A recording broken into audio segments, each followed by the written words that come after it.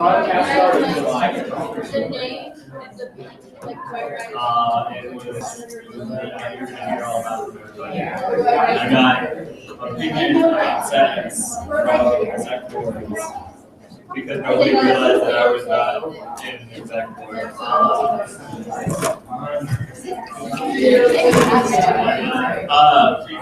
Nobody realized I was a Senate member. Everybody thought I was an exec board member who was that. But yeah, I would introduce myself and they'd be like, oh, we talked a lot of crap about you and you were right upset. I hope you were learned that. Not us, like, in general, like, you and I, etc. I'll talk about it. We got a lot to talk about it.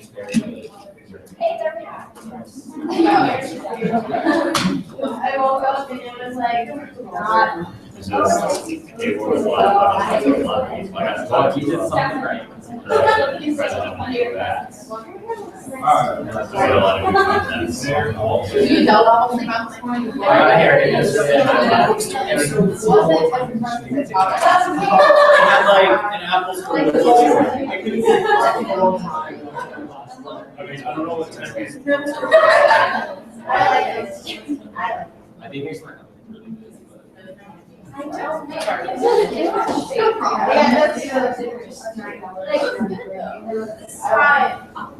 Yeah, she does I'm just really concerned for something. So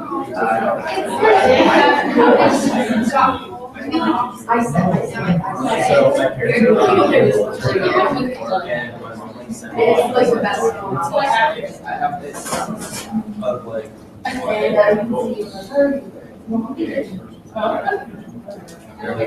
Bye-bye.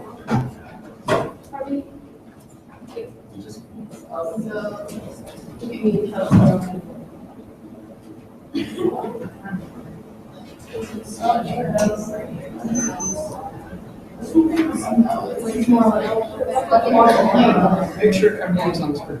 That's our favorite role. Transparency requires, we have to make sure that actually. I think that was the shots, right? I had no idea. All the way up to that passport. Photos on you down. Also, what happened though, is when we launched G1, they released trailers to happen in trains. So that this year, when you get one trailer. And they did on the way like the entire base of the trailer. And there was 12 trailers last year. Because I watched them all right like that. Yeah. Alright guys, we're gonna start the meeting now. Call to order at 3:01 p.m. We're gonna start with roll call. President Tapscott, here. Vice President Boyd. Yeah. Vice President Hoffland here. Our Chief of Staff here. Director of Public Relations here. Director of Finance Here. Director of University Affairs. Director of State and Municipal Affairs. Director of Local Affairs. Director of Technology. Here. Senator Yes, I'm here. Senator McGowan. Here. Senator Crane. Here. Senator Schaefer. Here. Senator Wong. Here. Senator Hernandez. Here. Senator Spatafor. Here. Senator Yvonne. Here. Senator Miller. So before we approve the agenda, there's some things that we need to add, including the Sun Devil Express update. Does anyone want to add that? Motion to amend the agenda. Point of order now. Oh, I'm to add the Sun Devil Express report to the agenda.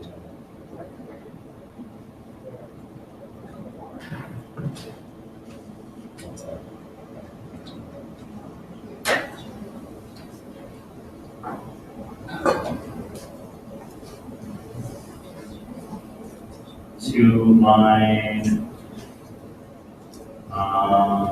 So I would recommend 13, under line 13 discussion. maybe line 11 after college reports. Would be- Okay. So what's the full motion? I motion to amend the agenda to add the Sun Devil Express discussion to item number 11 after comments to the agenda.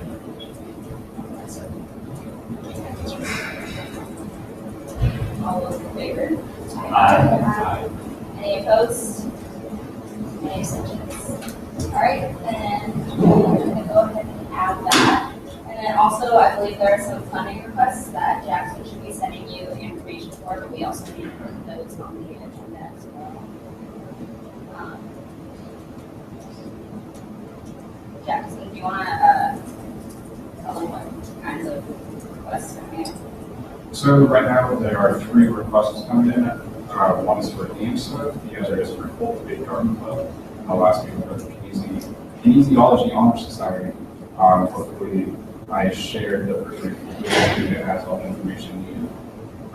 Seeing that this is kind of one of the last sessions that you might be for funding, since we're so close to the session and the semester, I urge you to what happens to it. So if someone wants to add funding requests on the agenda, perhaps before or after this, under this message.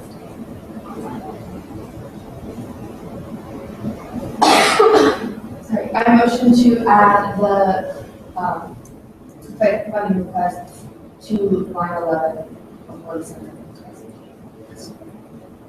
All those in favor of amending the agenda, say aye. Aye. Any opposed? Any abstentions? Okay, that is being updated right forward. Okay, so, with that, I think the agenda, unless anyone has anything else about the agenda. But we can go ahead and approve that. All those in favor of approving the agenda, say aye. Aye. Any opposed? Any abstentions? Okay, now we're going to move on to the approval of last meeting's minutes. Are there any questions or comments on last meeting's minutes? Okay, all in favor of approving the meeting minutes, say aye. Aye. Any opposed? Any abstentions? On to call to the audience. Is there anyone who wants to say anything at this time? Okay, so we're going to move on to the consent agenda. If you guys notice, it has resolutions and bills on it. These are the ones that were rewritten after they were not signed within 1 business day according to the bylaws. Just so you guys are aware, the resolutions were not put up on the website until after the 24-hour mark. Just pointing this out because I'm going to ask the Senate and ask the audience if you would all feel comfortable with still voting on this despite the time.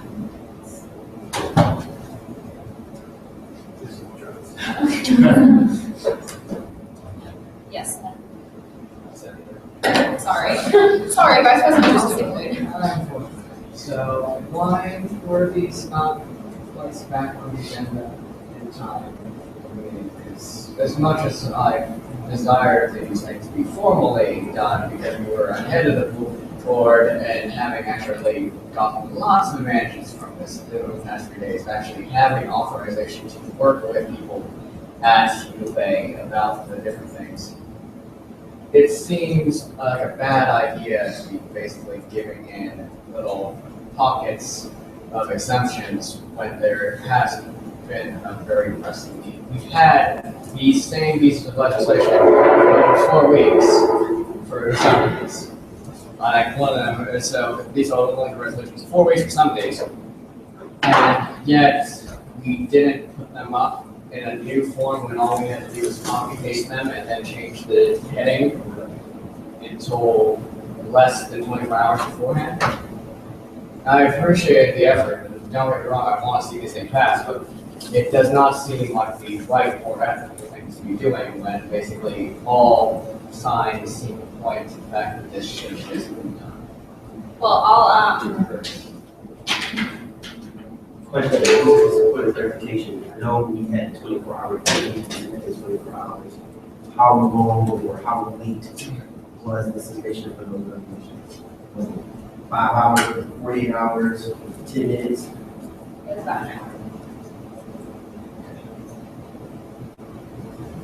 I just want to explain, sorry, just a second. On my part, that I was the one who was putting the bills and resolutions on the website. I got all the new bills up. I didn't put the resolutions because I just was crammed with work, and I was looking at the website and it said proposed bills, and for some reason I just didn't really think to put the resolutions in there as well.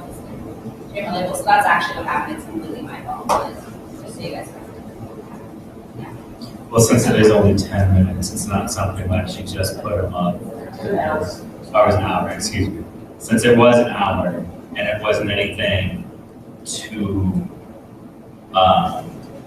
a huge discrepancy in time with the bills being put out, I don't feel like it's that big of an issue. Because if you did put it at, what, 1 a.m.?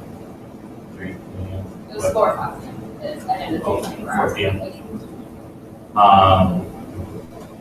I still think that a lot of time wasn't enough to discredit this. But I mean, if the bylaws and stuff do say that needs to be a lot of time, I feel like we should talk about that.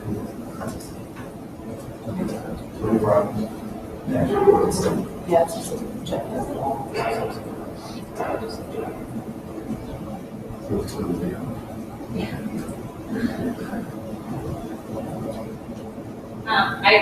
I'd like to see what the audience is kind of thinking about this, just so you guys kind of understand. These are pieces of legislation that we had voted on previously, but they weren't physically signed, so they weren't actually put into effect. So these are just written versions of those legislations. Just wondering what you guys are thinking in response to this. If anyone has any comments. I mean, I used to do student government, so I think an hour late isn't a big deal. I'm also an IA, so a couple minutes isn't late. The whole idea isn't timing. That's not your whole goal. I think as student government, your whole goal is to do what's best for the student.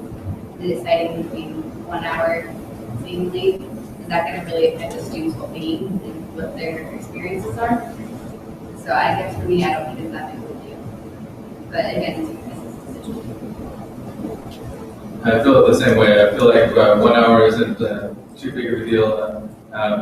And if it's something to benefit students, then maybe it's all right if it is like 1 hour late.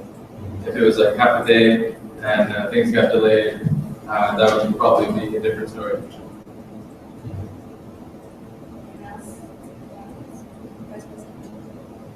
I agree with the fact that yes, 1 hour shouldn't be a problem. Problem is when we just disregard stuff, we go, okay, pass it whenever, and we keep on making too many exceptions. This is a slippery slope argument. And I'm going to argue with you, and I'm not going to go for it, but I'm just going to ask you this.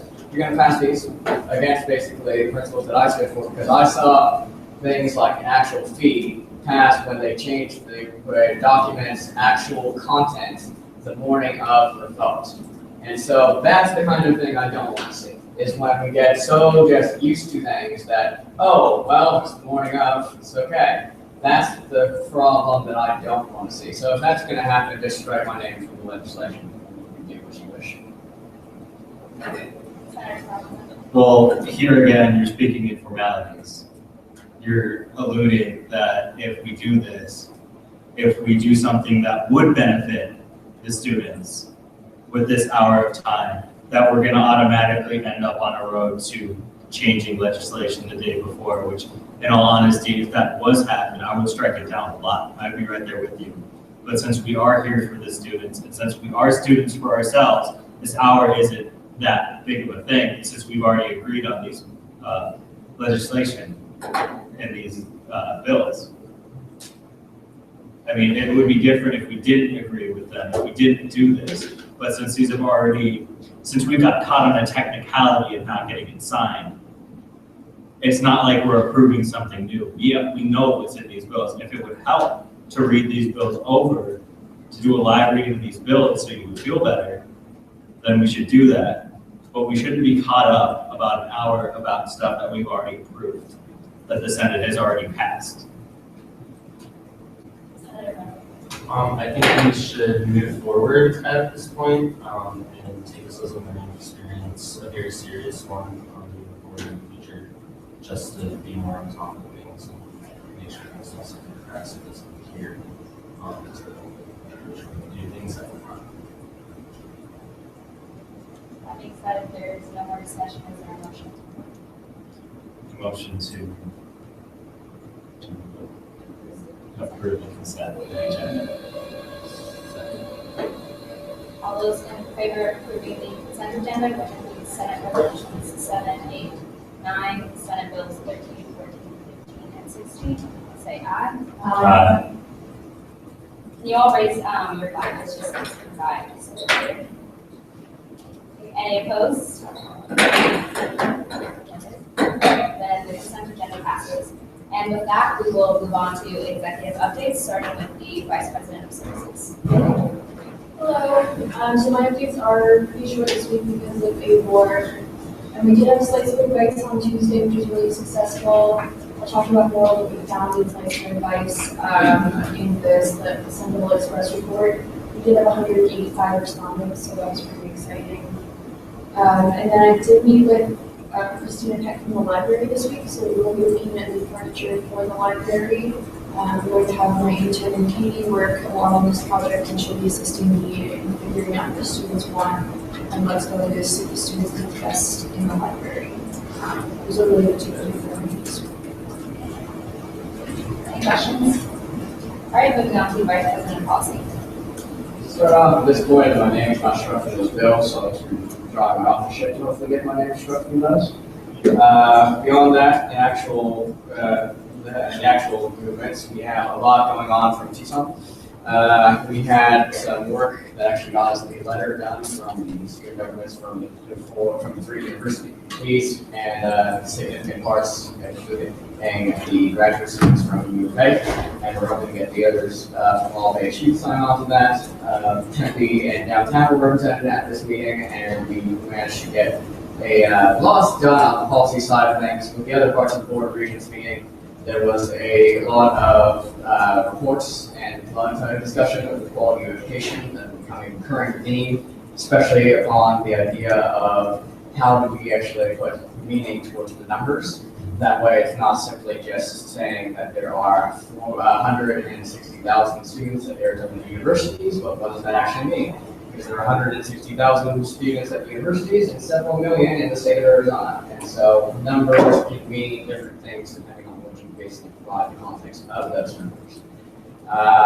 Beyond that, what we have right now is what we probably just analyzed the last parts of that. There's a tri-university lobbying day. All 3 universities will be asked to do a lobbying day at the Capitol on February 10th. February 10th will be a huge day. We're looking at Arizona Week 2, which will be basically campus-by-campus programming around civic engagement for all 3 universities. We'll to some regard as the original idea. That'll be around the same time, around February 10th. Probably be up a little bit because it's trying to go for the birthday of the state on February 14th. So that's the leading up. February 16th will be an ASU lobbying day. That'll be just these basically Sun Devil alumni and as well as us. We're going to be hoping to support the Alumni Association out there because that'll be a great way to keep the visibility out for these kind of issues. And beyond that, we are just kind of looking up to get everybody out for requests to speak. So if you have an opt-out request, make sure you're going to do that soon. And we'll be on there. Yeah. Any questions? On to the presidential update. Hi, everybody.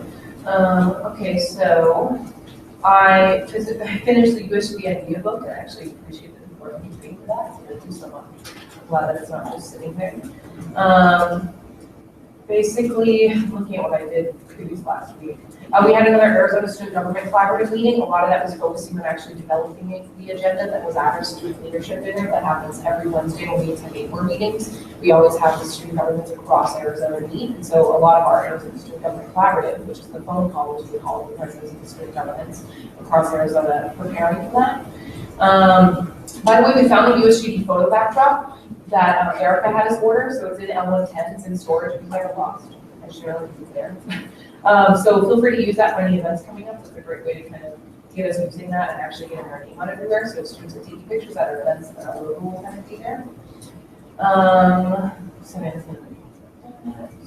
So just going on with that, we're working really a lot on the Arizona Student Government and Policy Summit, and I just want to really invite senators to work on that with us if you really want to. I know our policy team would be ecstatic to see that. And basically that's what Ryan just mentioned, where that is going to be hopefully kind of a kickoff event over at the end of summer, beginning of fall, to try to have all the student governments across the state start to come together. And we did have Michael attend AWOL, which was wonderful. But so if any other senators are interested in any of that stuff, we'd love to see you participate with us in that. I have a meeting scheduled next week with Karen Roses and Aaron Krasnow. That's what I all told you is going to basically be going over the sleep pods and seeing how feasible that is on campus, what possible barriers we have to go through, just what avenues we can pursue right now as far as trying to get some sort of mapping area for our students on campus. I'm working with Brett Hubble right now. He is with ASU Now, and we met and discussed the I Go to ASU Because campaign, which again, I encourage as much Senate involvement as possible. But basically, it's the idea of trying to get more value in our degrees by trying to instill more positive conversations between our students as far as their degree. And so the idea is that we'll have an I Go to ASU Because campaign. I go to ASU because my policy school is number 16 in the nation. I go to ASU because it is number 1 in most innovative. I go to ASU because of a personal story. It's trying to get this peer-to-peer interaction, and it's going through the filter of a professional organization to hopefully actually bring it up to another level, as well as make sure that it's actually sharing the message that we want it to, and then it'll be spread through our social medias within the student governments. So I'm actually probably going to be reaching out to all of you to see if I can include your names on a list of students that do want to share, why they love ASU, and then I'll be passing them on to ASU Now, and their student workers will start to create this video. The timeline is to get our first video out at the end of January, beginning of February. So the idea is that we might do little comments as well, little stories, but we actually are looking at small snippets of videos, maybe able to way to interact with students, and it'll be on the homepage of ASU Now, and then have it easily shareable button. So that's kind of the concept behind it right now.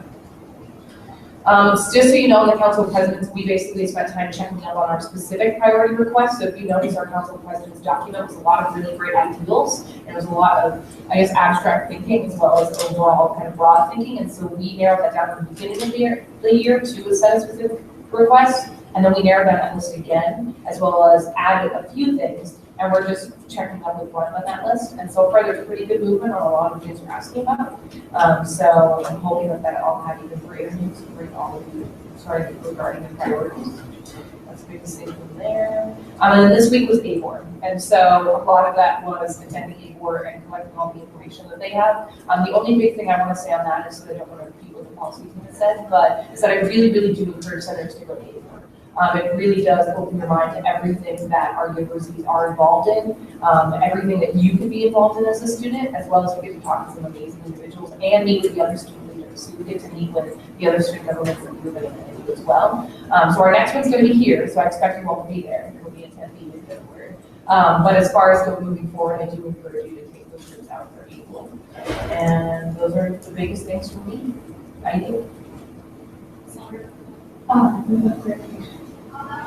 When you meet with all the different universities, since we have 4 campuses that are all equal, is it you, Isaac, Polly, and Rex, and then just one for the other ones? Yeah, so at ABOR, when we have our student leadership dinner, the ideal is that it would be all ASU as well as U of A and NAU. Not all of ASU has usually been able to attend. So this Wednesday, it was Tempe downtown and then U of A and NAU. And then our conference call is every single location at ASU and then U of A and NAU.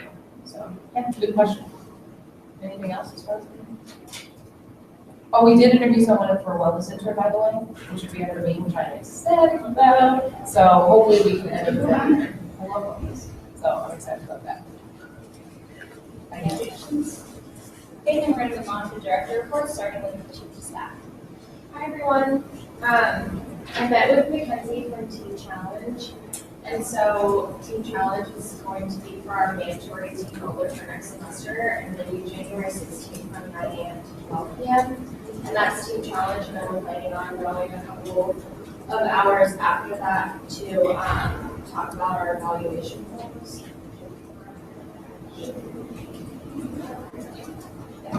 Hi, I won't be able to make that my convention that I've been planning for a year is that weekend. It's okay, we can work all of the details out later, just send me an email. Okay. Anyways, so, let's see.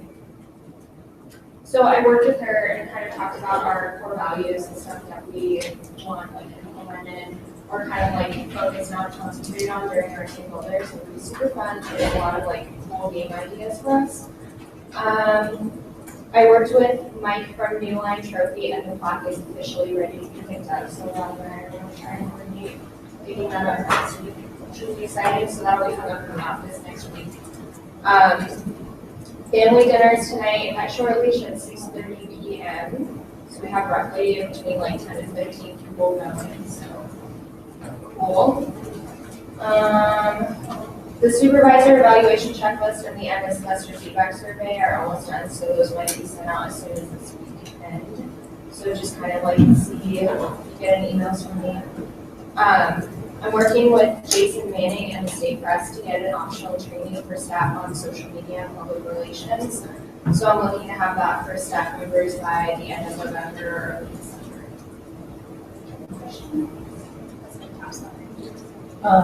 Does everybody know, because we have a lot of, we make fancy terms for everything, does everyone know what the supervisor evaluation form and the general feedback survey is? Because if not, she can explain it. But if you all know it, then you're all secure. Everyone knows it then. Okay, cool. I do. All right, on to the Director Administration. So Director of Public Relations. Hello, everyone. So I've been super busy this week. The updates are up on the website. If you guys have taken a look at that, it's really cool. We have a whole news tab, and the blog is ready. I think what I'm going to do is I'm going to create a WordPress site for it, just because Wix is a really weird platform to start a blog. So I'm going to do a WordPress site and link to it. So that's ready as soon as anyone wants to send me a blog post. Don't worry about edits, I'll run through it again and make sure everything's golden before it's posted. If you have any pictures or video to include, make sure to send that to me. So if you're working on a really cool project, write a quick snippet and send it to me. I've been doing tons of social media stuff that basically consumes my life. So I'm looking for a social media intern if you guys know anyone that's interested. I've been working on a lot of marketing. I created marketing for Bryce's event, which I'm sure he's going to talk about in his update. That Facebook event is up. I have a Facebook event up for the Michael Crow Forum, which Michael Crow himself shared, which is pretty cool. So that's awesome. Also, I don't know if any of you guys have used this tool, but you really should. In the USGD folder, there's, when you first click on USGD 2015-16, there's a marketing folder, and inside that marketing folder is all the marketing anyone ever sends me ever. So it's organized into super cool folders like ASU affiliate events, football games, that sort of thing. So if you're like, hey, I want to promote video baking, you can go into that folder and find like literally 18 different pictures that you can promote on social media. So that's just a really cool tool I wanted you guys to know about. And yeah, I think that's it for my updates. Any questions? On to Director of Finance. Yeah, but, sorry, I'm in my head, so it's a question. I'm not sure what how we'll do it, but with that, we can move forward and not talk about the different stuff. So basically, we're kind of right in line with essentially run out of money, not really run out of money, but be close to zero, which is our goal for this semester. So now we currently remain at $7,671.16, and with these three requests, and next meeting, we'll hopefully hit that mark. And so that's actually, I don't yet. I apologize. Just coming to my attention that there are some issues still with the BAC in terms of form. And so the issues that we'll be working on next week is we'll be returning to the office hours 9 here. And Jay and Karina, as well as Taylor, all need your help.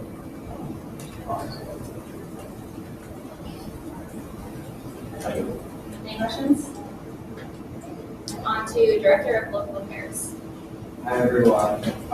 This week I was working on planning the meet and greet, which will be December 1st from 11:30 to 1:30 with email. There's also a Facebook event. Please say you're going or invite your friends. There will be selectables and hot cocoa. And we're going to be collecting feedback on the Student Success Center and library furniture. If you have anything else, then please email me or tell me. And advertising open USGD positions.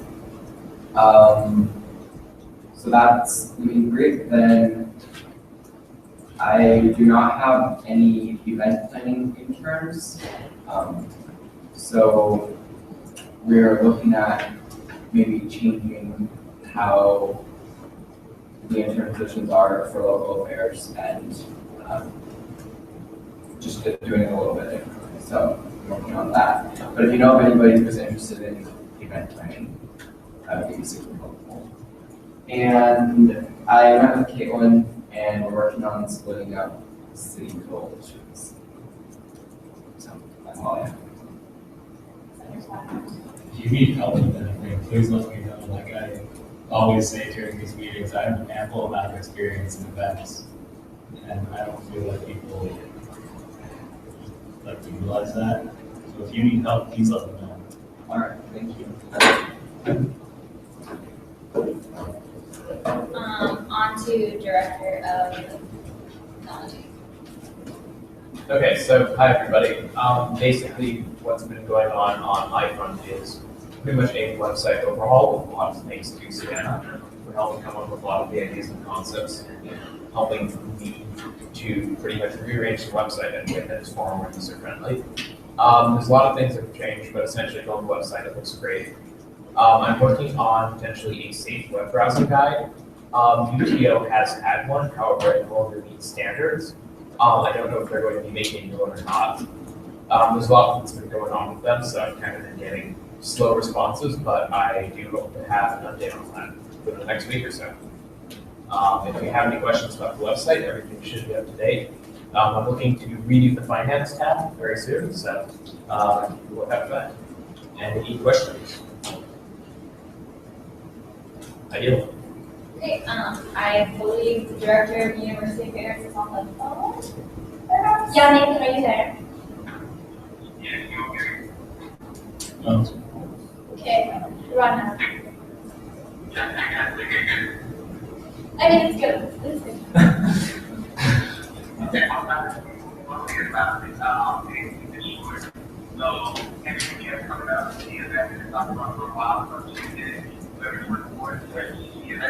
We were just concerned for our donor and speaking with the program.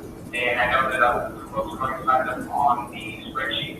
So it has to be looked at if you're available to the person time that I need to know for set. Last time I checked it. So that's a really good share point, folks. I was especially the enhanced spot for all the other CDCs.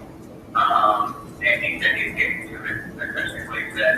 So I'm hoping we can start pointing out is we're just kind of holding it forward with connecting the equipment to the assets until that happens, unfortunately. And then this week we had a more of a record for the anxiety included out. I know you all have my email, and I was super stoked to see all this big record come together before that letter. And it's really exciting that we're starting this process and conversation, and I hope maybe over the next semester, the legislation getting it, in the legislation season, and we'll just be able to get on the same page and actually advocate for our students at the state level. So that's looking forward to that. And that's all I have on you unless you have any questions. Any questions? On to state and municipal affairs. We were able to go to ABOR and dealing with some medical issues. It was kind of like a slow week. I just really focused on state legislative outreach. So I have a meeting coming up with the senior fiscal analyst from the Joint Legislative Budget Committee. So that's going to be really good. We'll get some good information from that. Still haven't heard much.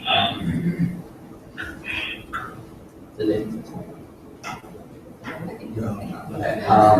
So I'm still working on getting some more response from the actual individual senators and representatives, but having a meeting with JOBC will be really crucial moving forward.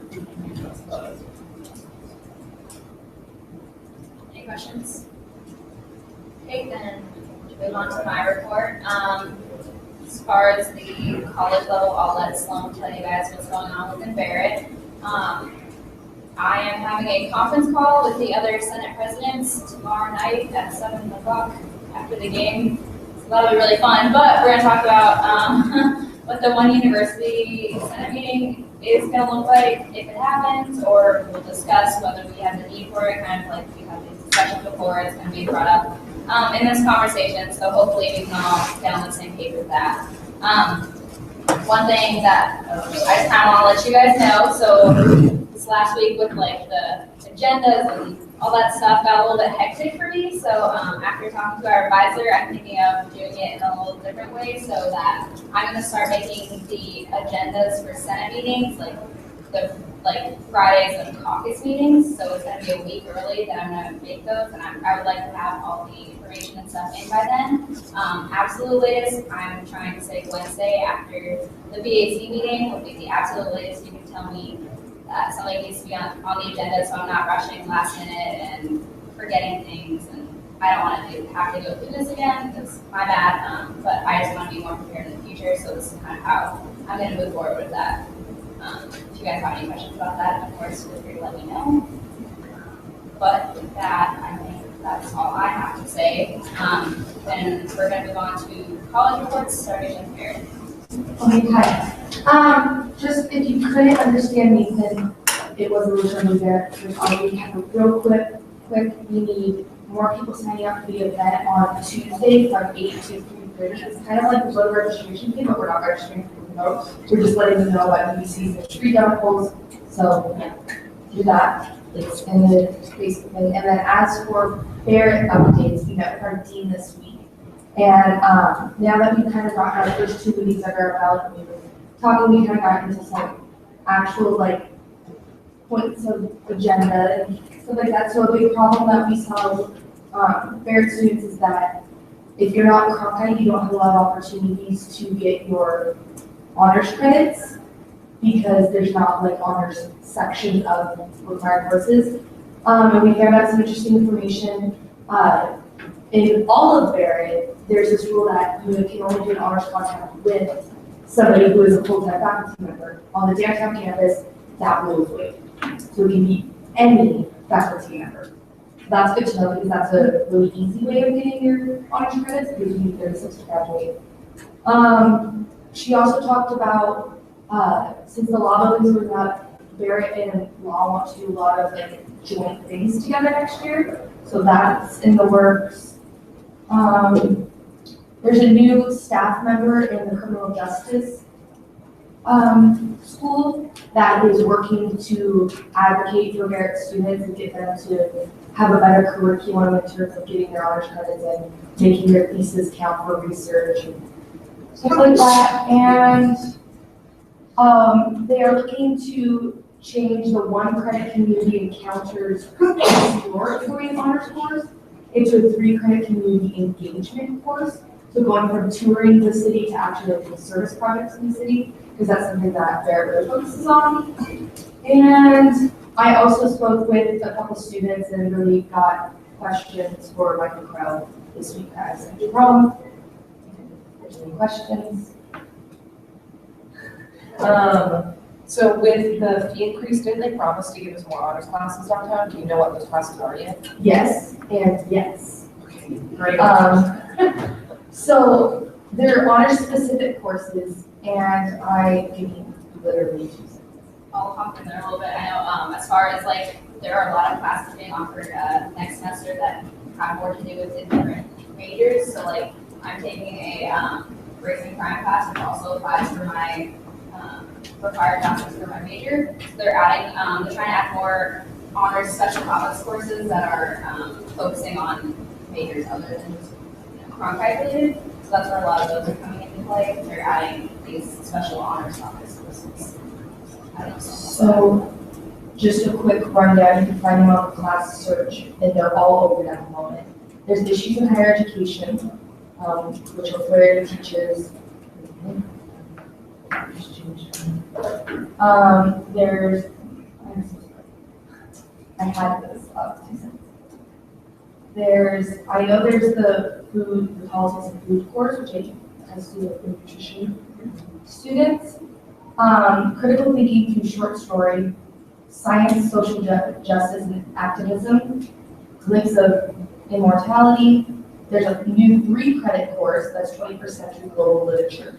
And that's the 3-credit course that we've never had. We've never had a 3-credit course downtown. But now we have 2. We have the race and crime and that. So that's where the money's going towards. And then there was one more. There's one more of the 394. Okay. Cool. And as always, the thesis prep course that our dean teaches, which is exclusive to the downtown campus.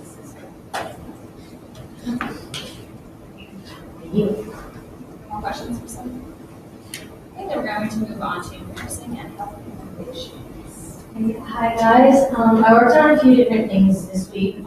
First and foremost, adopted families. So I've been working on this project for a while, and it's kind of been hard, like communicating and getting things rolling. But we've got the list in, and we've got our family that's assigned to USGD, and I thank you to Ernie for making me the first official donation. And if you want to help out or like are interested, please sign your name on the list there and let me know what you're looking for, so you don't have anything like duplicates and we're missing some other things and items on the list, because these families have asked exclusively for items. That's what their needs are. And I emailed Emily, who is the president of service levels this week, and I'm looking to partner with them to make it a little bit bigger and keep up more items such as like clothing, more toys and things like that for the family. So we're kind of communication on that, and we're working on planning the wrap party soon. So I'll have to talk to you about food and stuff like that and how that works. But probably going to be catered through Earmarks and CPAs. So that's what I'm thinking so far. And then for UBCs, I finished decorating the spinning wheel for our tabling event on Tuesday. Please give me feedback on it because I don't know how the wheel looks.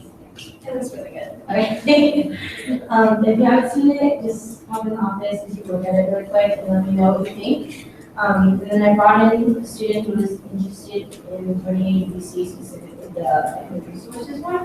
So got their contact information from the South Air table, check it out, so you can get more information on that.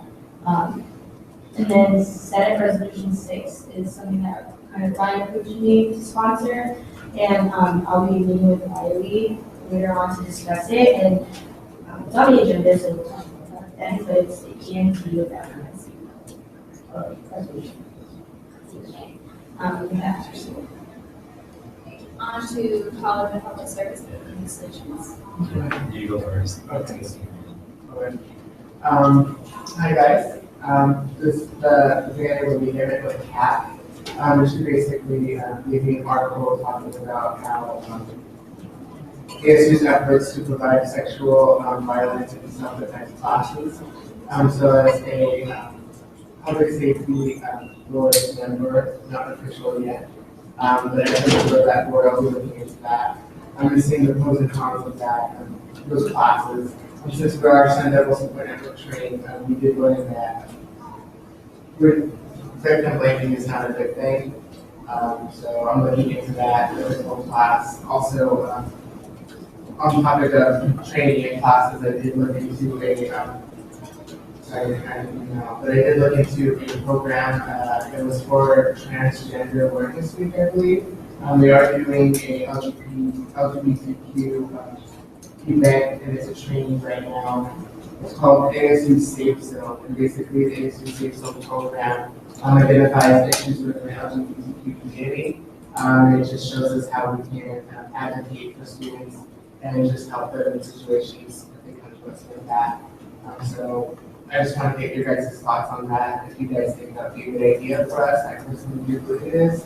I did work with, actually I did work with a company, Nathan, and we were talking about the Safe Zone stickers that are going to do the rooms here, especially at the post office. And basically just saying that it's a safe area to go into, that we're allies and we're going to support you if you have any issues regarding LGBT community community and just like coming out and stuff like that. And I think this is a great way for us to be advocates for all of our students. So I just wanted to give you guys feedback now. How do you guys feel about that? It's not official, but it's just an idea as a thought.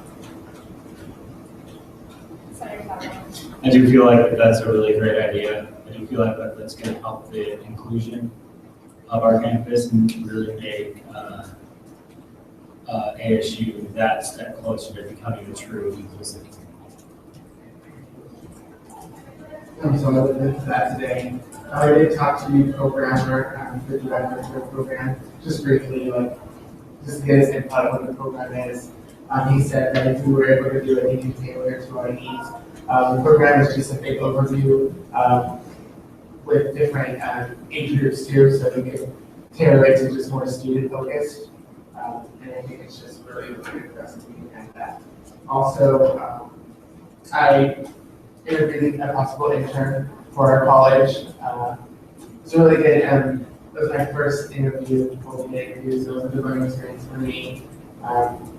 I will be talking to Michael after this about possibly hiring an intern and seeing what his ideas are and his thoughts for that. Other than that, I've just been working a lot on schoolwork and just trying to really get into the board committees, but I haven't, because Dan hasn't really come to us. Nathan hasn't been working with me trying to get stress sponsored him. So far, it's kind of a waiting game, but I do have a lot of ideas for that committee. That will be concluding our day. Well, first off, I want to apologize to everybody for my lack of effort through these past couple of weeks. I suffered from a little mental breakdown due to stress. No excuse at all, but I just want to go ahead and apologize because going to the Board of Regents, going to A-Board, really opened my eyes on a lot of things. Starting off on a good note though, I know it really doesn't affect us, but ASU proposed new degree programs to be implemented next year. One of them is a fashion degree program. That did take a lot of heat though from the regents. Just kind of like, is this really something of value? Is this something that people can really get, become successful after college? Little miscellaneous facts, but something that I did learn and something that I did see, two things.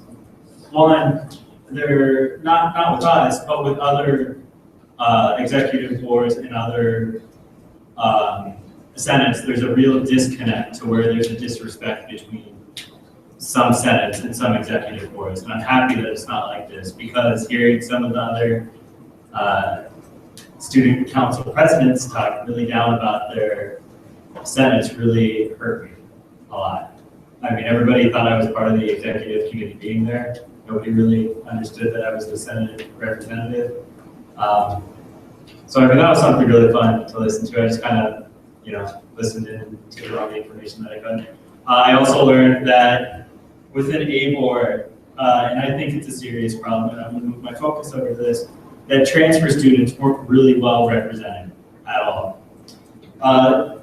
Like I keep harping with the College of Public Service and Community Solutions, transfer students and non-traditional students are the majority in that school. U of A, along with NAU, have transfer student centers to where transfer students can go and they can get help with the process of coming from a community college to a university. Who here is a transfer student?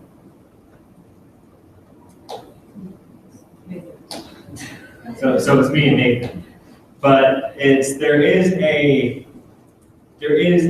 weird transition that each student faces. Now it's not the same for everybody, but going from a school, that you've been there for 2 years, and then coming in as a junior, you really experience things that others don't. Just seeing the lack of discussion, not saying that there wasn't any, but seeing that the lack of discussion really got me thinking of what we could do as a government and what the university could do to really reach out and to make these students feel like they can get an actual true ASU experience in the time that, you know, others have had 2 years to get that experience.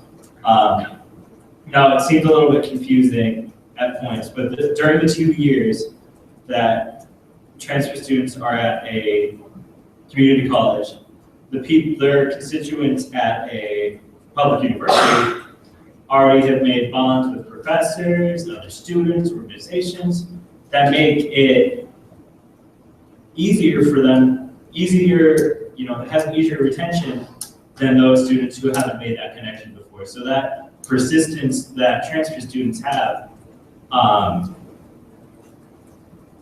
is something that we should work a little harder on to really make sure that they have that bond.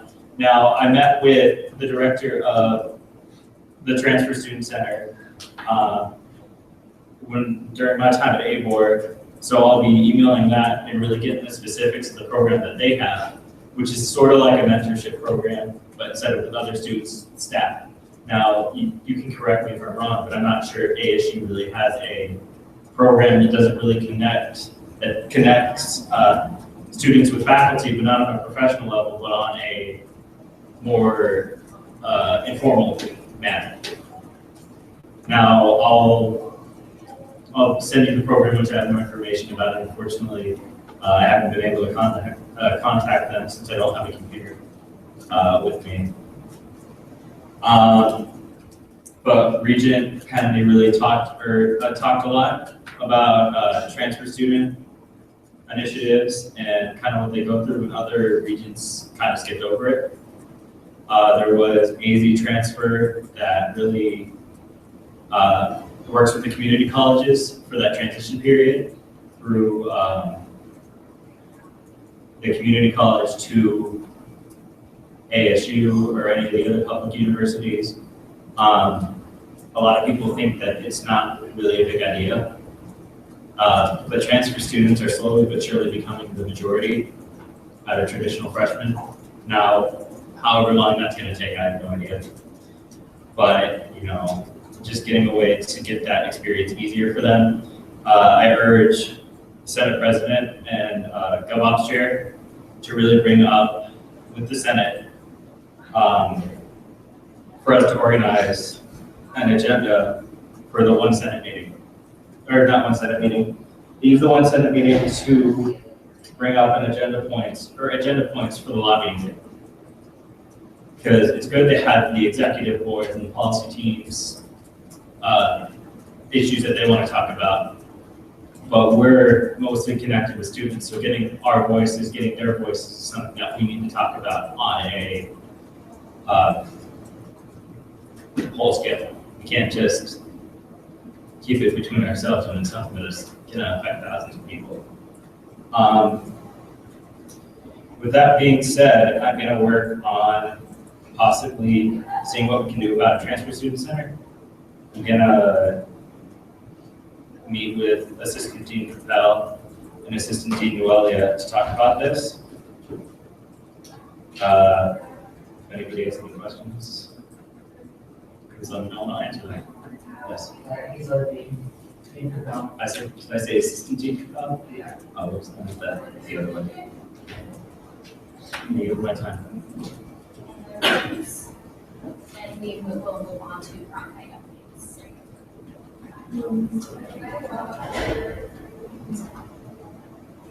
Okay, I'll just go first.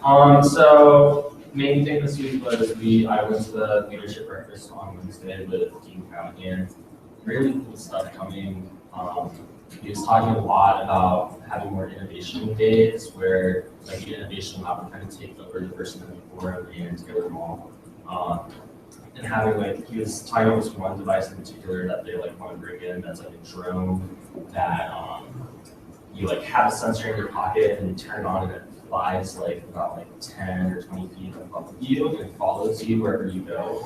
It has cameras on it. So he's really excited about bringing in all this new technology and seeing if we can apply it in our school. And also like on our campus, he was like very eager to be like, this isn't just like for campus, you know, something that I want the whole guys on campus to enjoy. So pay attention for those events as they come up, to invite people to and to be a part of, to see all the new stuff that's coming. He also mentioned Saturday classes very briefly. I don't really know like what exactly like he was trying to accomplish. He was just trying to like get our opinions on it. I think a lot of it comes up from students having a hard time registering for classes at Carcass specifically because there's a lot of faculty that hold normal jobs outside of teaching their classes. So a lot of them are either really early in the morning or really late in the day. The ones in the middle tend to like fill up pretty fast. So he was kind of like, oh, Saturday classes, you know, what's like your guys' opinion on that? And we kind of said right now, Friday classes are hard enough for people to sign up for. A lot of people don't want to take classes on Friday. That's kind of like the new like Saturday for some people. So we brought that up and he like immediately kind of like realized that that is really true. And he was like, yeah, I don't know, you know, how many students will be signing up for these classes. So I don't know if that's 90 anymore, but just so that's kind of on your guys' radar to think about too. Other than that, I also, so core values walls, what's the consensus on that? Crafting is a lot harder than what it seems. It's very hard. But thank you to Marianne and Henry for helping me with that. That helped out a lot. I have one more thing. I can't remember what it was. Oh, I have a question for Sloan. Sorry. So point of information, or point of clarification, on the UBC day on Tuesday, can people from Tempe come downtown? So I've gotten a lot of questions from students that like live in Tempe about university boards and committees.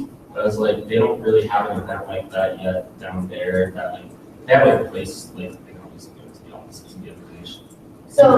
But I've gotten a lot of questions from like. So UBC is like a university thing, not just a downtown thing, Okay. and it has the contacts to set it up for whatever campus they want to do. Okay. And we have to go. Okay. Oh, and I also have someone that's interested in social media internship. I'll send you their information today. Just one thing on your Saturday classes thing, just as the perspective, I think the only reason why like you could allocate for it is that once you start becoming like juniors and seniors and you do like internships like they're like, you need to be here Wednesday and Friday, and then you have to like block the whole day out. That would be my only. Exactly, and that's like another reason why students like they only have the classes in the morning or the event is so like, students can go to their internships during their day. So they're like really trying to figure out a way to like get more availability for classes in there because it's kind of an issue. But Dean Callahan also is going to like work with the professors that teach and deans that teach JNC 110. He said, and get them to make it more clear to students as they're coming in that like, hey, just so you know, like our classes are at like really weird times sometimes, and this is why, and make it clear to students that like it's not just because you know that's the way it is. That's because you know there's a lot of problems to that. So. I just have a question. Yeah. Are these Saturday classes for just Cronpay students or like all students? Based on what he was saying, I'm assuming it's just Cronpay students right now. It will just be Cronpay specific classes, probably mostly upper division for the upperclassmen at first. To kind of see how it goes, but I don't even know the technicalities. He didn't seem too serious about it, just kind of like a point to get our opinions on. So I can ask a lot of questions, but I assume there's a lot of like technicalities in there about like resources that we have to have here on the weekends for the university to operate an academic year.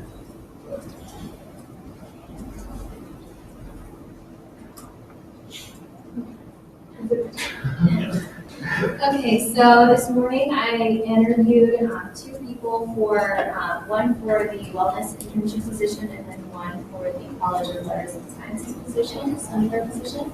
So that's exciting. I encourage, I'm going to send it out the minutes to everybody, so I encourage you to look over it, provide feedback, write comments on it, you know, highlight the comments of blogs. So in addition to that, I've also been like sending the Barrett Honors Digest ads for our open positions because we have quite a few of them. I'm going to be making, I'll probably post a Facebook post and then you could just copy and paste it so you know exactly what open positions we have, so you can also advertise for them, so that we can get them filled hopefully before the summer semester or leading up to it, so that we can start with that, and start the summer semester with positions.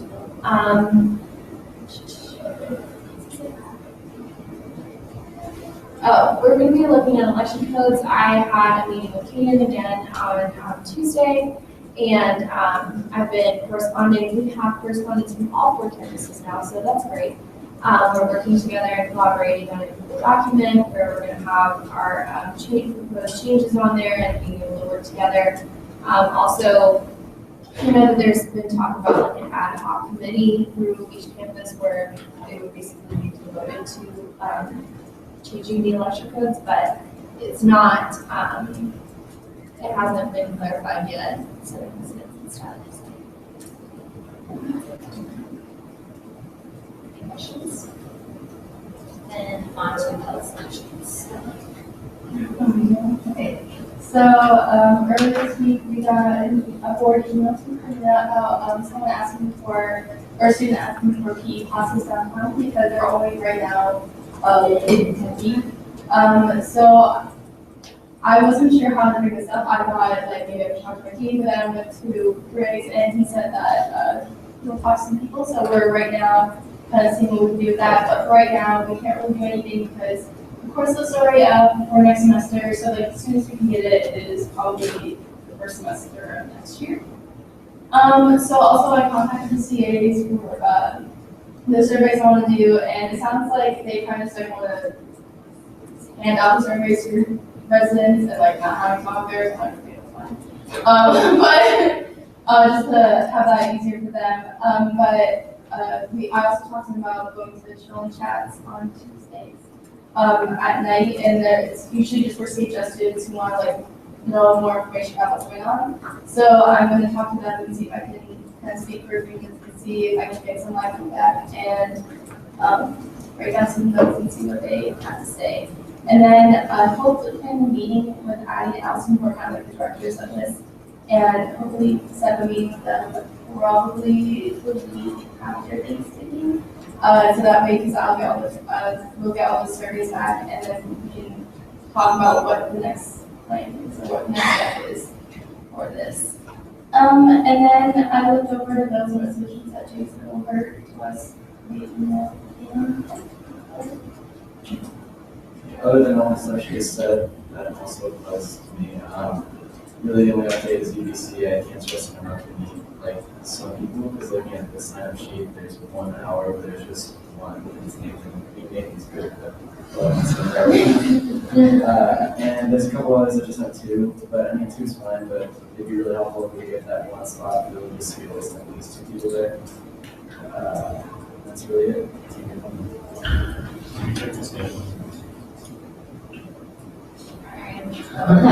Will you share the sign-up sheet multiple times or post it on the Facebook page or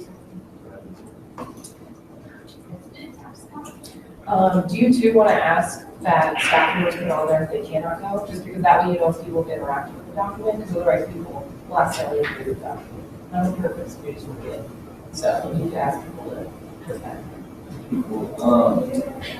If you, yeah, I guess.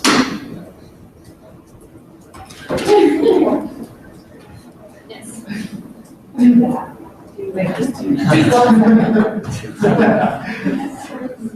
But also, you don't have to go through the whole slide. You can obviously write like you can say when you go to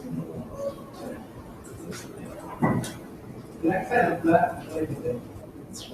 Yeah, you're good. Any other questions? Yeah. Okay, then we're going to move on to these funding requests. You guys can all open up the documents that Jackson should have sent you. Does everyone have access or at least can look off of this here? Okay, then we're going to start with AMSA's funding request. Is there a motion to discuss? Okay. Is there a representative? Yes. Okay, so we're requesting $349.90. So for a table covering with our logo on it, so we can use that for tabling and to increase our this during specifically Taylor Fest. That's one of our biggest events where we really get a lot of students to join our organization, and then other like developers that we have doing also. I just want to ask, how many people are in your club? In our club, we have to Facebook. I can give the exact. That's what I thought. Our average meeting is about 30 people. That's what I heard.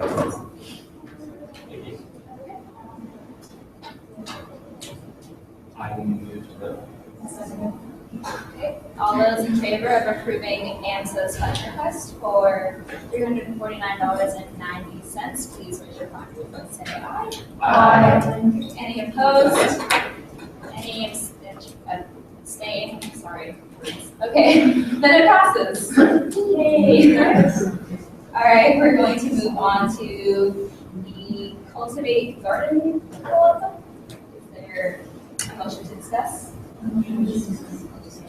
Okay, is there a representative? Go ahead. Hi, my name is Vijay Chatterjee. I'm the representative for the Cultivate Garden Club. We're going to have a webinar for aquaponics. It's like a new type of gardening, and so we're requesting. We're requesting about $81 and some odd cents from for Airmart Catering. So we want to have this webinar to promote new type of gardening that students may not know about. It's good for since we're the Downtown Gardening Club. It's good for students to learn about gardening that they can do in an urban environment, and food will allow students to maybe give the students I guess an incentive to join and be part of the event. Our club is still kind of new, and we're still developing, and we're trying to grow. So I think this would be a good opportunity to promote growth in our club too. Nice one. No, I got it. I just see on the paperwork that you guys have 354 estimated attendance. How did you guys get that number? 354 estimated attendance. Yeah. I'm not sure about the total number of attendance. Okay. I don't think it's 300. At least I don't know that many people attending. Okay. Were you the one that made this budget report? I did not make the report. She's the president of the garden club. I don't necessarily see that as like a problem. I was just curious. Yeah, I think that the funding request for the event is actually very modest. Mm-hmm. And with the about $80, I don't think it would be enough for 354. Yeah, that's just like Just to clarify, I think it was a typo because underneath the order for the food is 35, so I think there's just a little extra 4 in there. Right. You said it was a web seminar? A webinar, yes. Or are you projecting it out, or is he projecting it? It's a pre-recorded webinar. I believe we have a room that we're going to use in this building.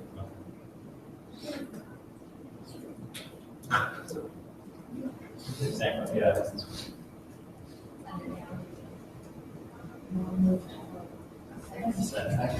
Okay, all those in favor of approving the Downtown Garden Club for their request for $81.19, please say aye. Aye. Any opposed? Any abstentions? Passes. Thank you. Thank you. Now we move on to the Kinesiology Honor Society. Is there a motion to discuss? Are you the representative? I am, yes. Okay, sorry, I didn't know who's like up there. Yeah. Hi guys, I'm the president of the Kin Honor Society. We're hosting a guest speaker. His name is Brooke Tenson. Anyways, he's actually an ASU alum, and he graduated from ASU and is now going on to PT school. We're actually collaborating with PT Club to do the funding for this. We're the ones who submitted this time. But he's going to come speak about his experiences at ASU, the opportunities he took, and when he took them, more importantly, just to give advice to our students who are coming up, and really just to help them prepare for grad school, because I know it's becoming more and more important to get into grad school and applications are due sooner and sooner, so like I applied for grad school in October. So it's just to help them be aware of what's going on, and it's just more good information. And the food request is just a couple of pizzas, and the reason it's $90 is there's a room fee for a classroom, so it's $50 for the classroom fee. Yeah. I just have one question. So on here, it says that you guys are getting a pizza from Domino's. Yes. And I don't believe Domino's is in it. Pizza Hut is not it. Pizza is not Pizza Domino's, Hut. but Domino's is. Oh, okay, Domino's. I get it. Okay. All right, great.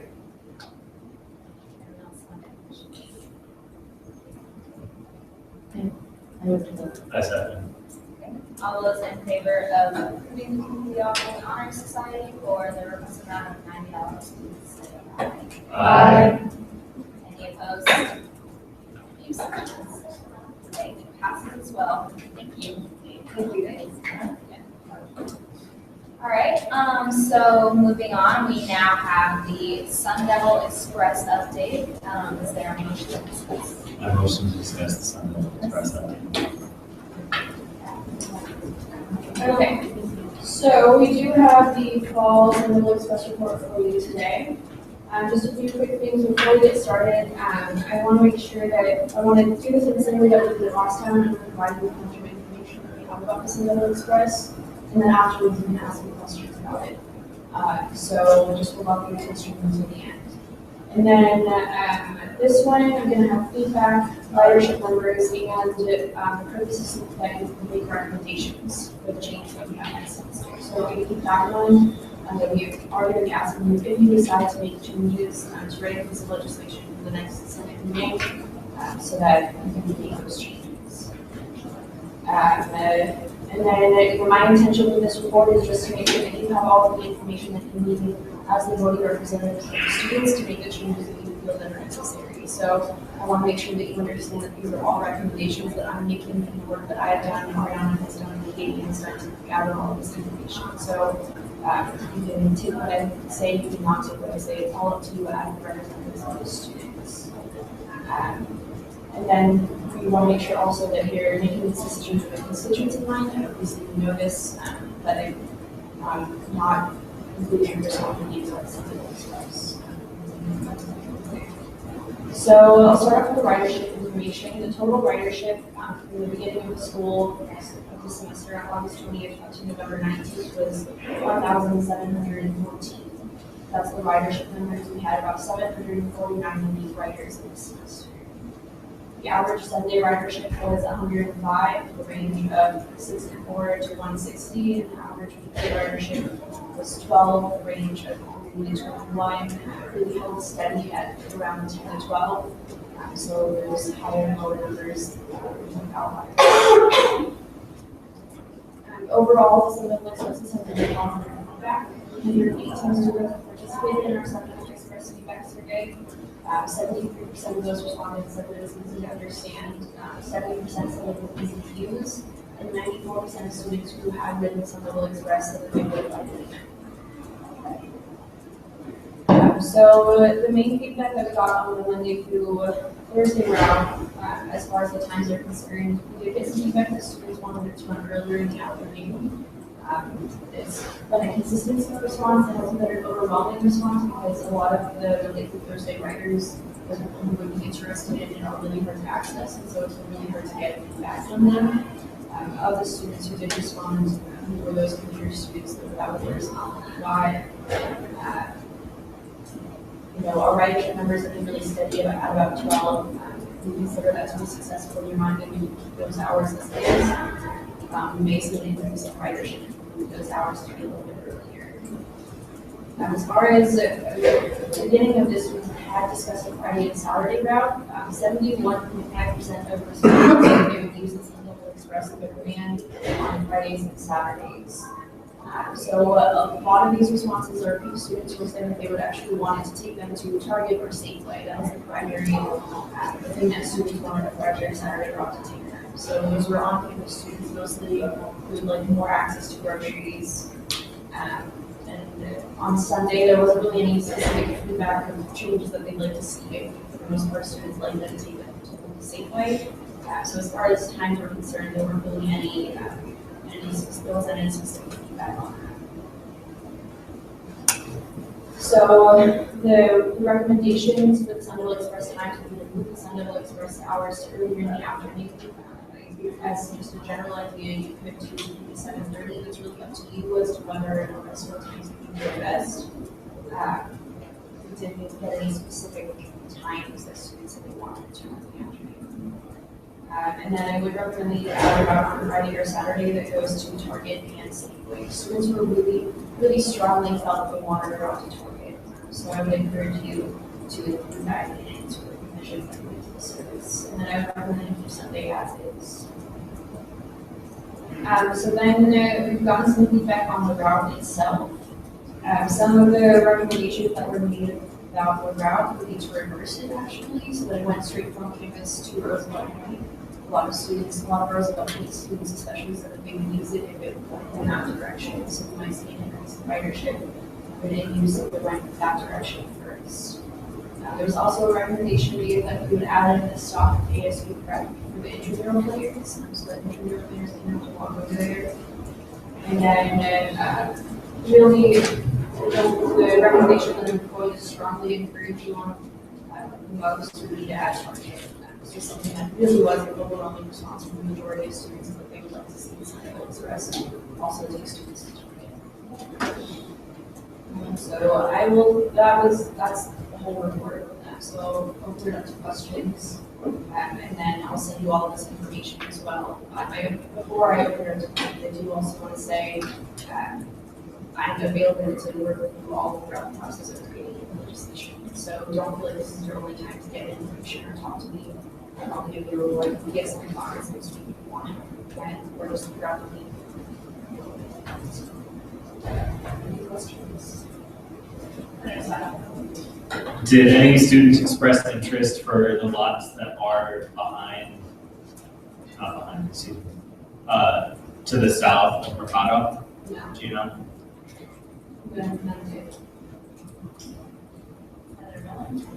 I just want to ask, did you ever I guess it wasn't really, but as far as the Target route, there's a light rail that goes up there, and I know it's hard to carry all of the bags on the light rail because I've done it, and it did not end well. But kind of a suggestion maybe is we could buy a whole bunch of those little granny kind of cards and have our logo on them and have some kind of checkout system where students could get these and take them up there, get all their groceries and put them in. I don't know, that's something to think about as well, but not a concrete thing, but that was something to call. So, if I may, I'm going to ask two questions. The first question is simply, with the Monday and Thursday routes, are most of those returning riders or returning?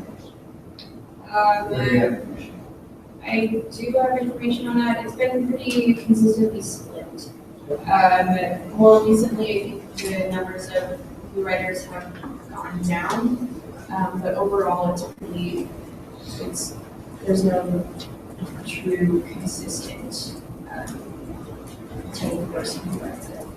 And if I'm allowed to follow up real quick, do we have anything to safeguard from basically multiple drivers constantly as we were returning, or was that developed? It wasn't asked to be developed, but I didn't know yet. I think it was just the understanding with transportation that those drivers would ask the students whether or not they were going to be a returning rider, or that they would ensure that they were taking care of that. There was no specific system in place to do that. So no, that's beyond that.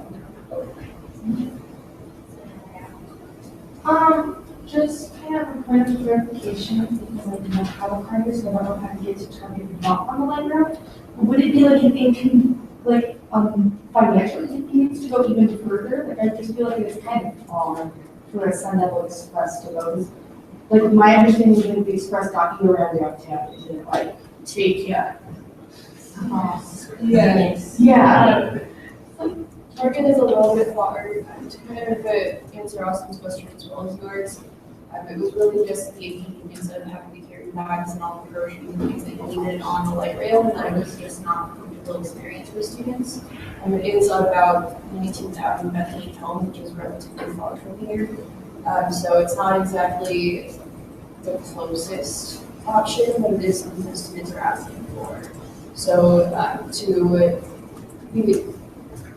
what could be done, Target does have a lot of groceries. It is a super Target, and so it has food there, and so it could replace Safeway. So we could look at it from that perspective, and we could just add it in, so it would slow down the route. It would mean that there were less options, there were less times for pickup. We're running at about 13 minutes right now, going from Taylor Place all the way around. The entire route is 13 minutes. So it would significantly decrease the number of stops that we at Taylor Place, which could be viewed as an inconvenience, but it's also something the students are really asking for. So that's how the students would want.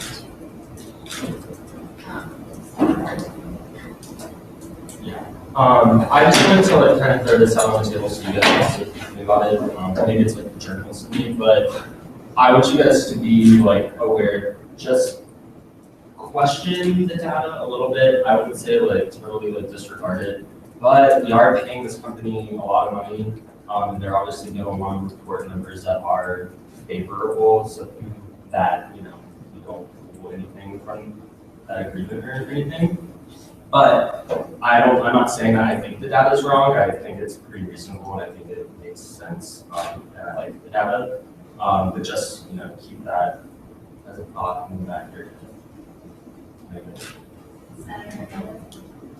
I do agree with you, Kat. Super Target does have grocery store, but also it was the first time and there's also a Walmart, there's also Costco.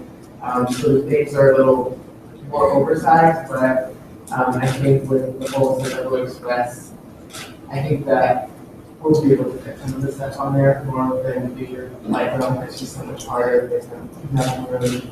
And I also think that they'll be able to go to a lot more places there. There's in the movie theaters, but there's movie theaters as well. But there's like a few banks there. A few stores within the mall, like a JCPenney, did a good job that.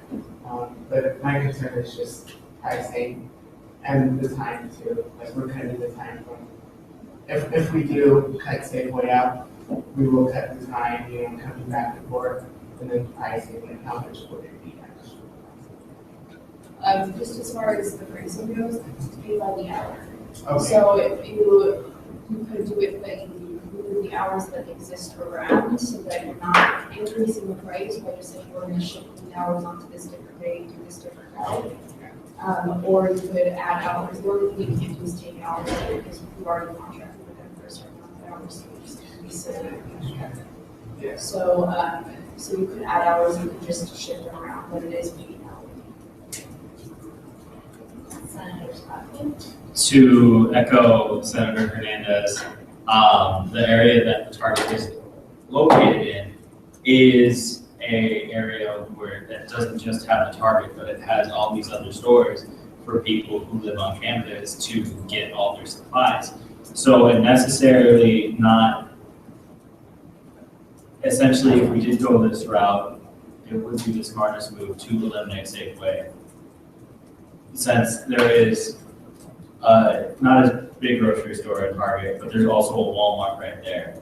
So why would we need to double down if we go to somewhere that's farther away? We go to somewhere like Safeway, when we've already got it covered 2 times, 3 times by Costco, in that area that has basically a surplus of what student needs.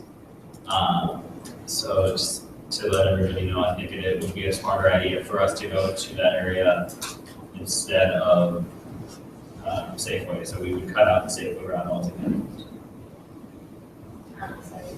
I just wanted to ask if there were any reports done about the actual drivers.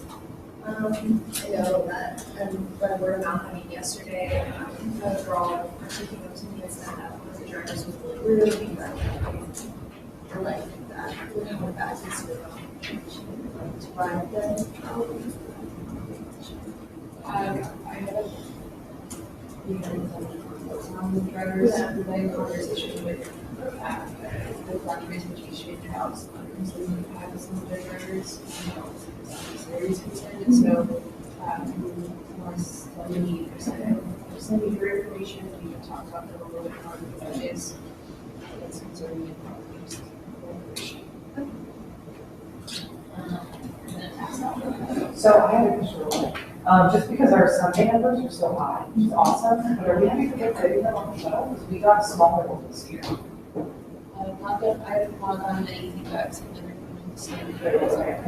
Yeah, it's over a 5-hour time span, so we just think that students are going there and not just that they don't Just to put it like down back,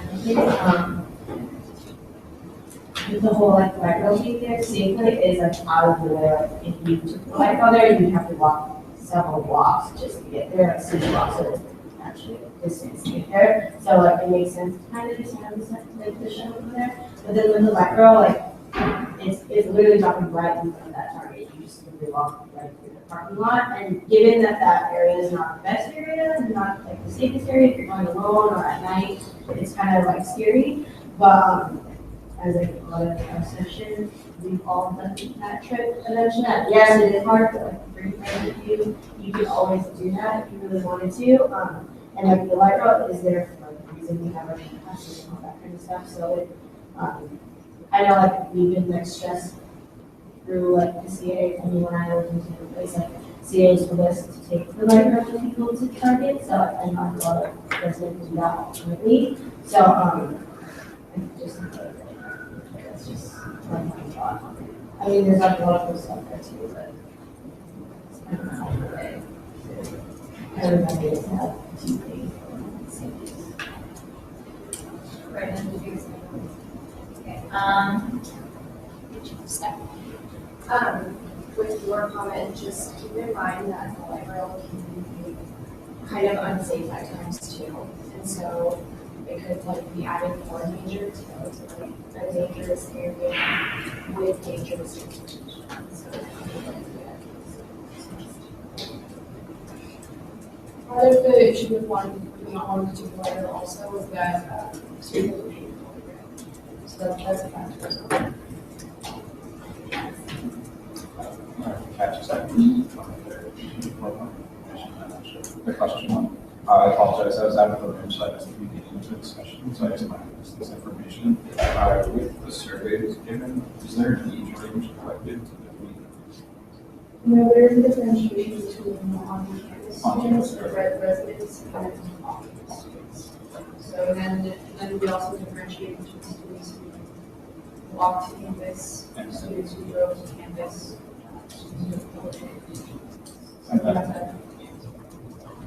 Not to assume anything, but those using them on campus, those on-campus ones obviously do license. Right.